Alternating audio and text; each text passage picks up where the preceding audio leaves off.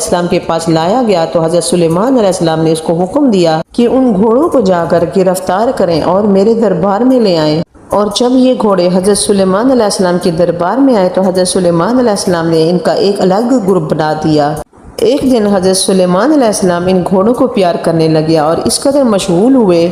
کہ آپ کو پتہ ہی نہ چلا کہ ان کی عبادت کا وقت گزر گیا ہے۔ جب آپ علیہ السلام کی عبادت کا وقت گزر گیا تو حضرت جبرائیل علیہ السلام حضرت سلیمان علیہ السلام کے پاس تشریف لائے اور فرمایا کہ اے حضرت سلیمان علیہ السلام، آپ دنیا کی نمائش اور مال میں اس قدر گم ہو گئے کہ آپ کو عبادت کا وقت گزرنے کا پتہ ہی نہ چلا، اور کہا کہ اللہ تبارک و تعالیٰ کو آپ کا یہ عمل بالکل بھی پسند نہ آیا۔ اور پھر حضرت جبرائیل علیہ السلام واپس چلے گئے تو پھر حضرت سلیمان علیہ السلام پھر سے اللہ کی عبادت میں مشغول ہو گئے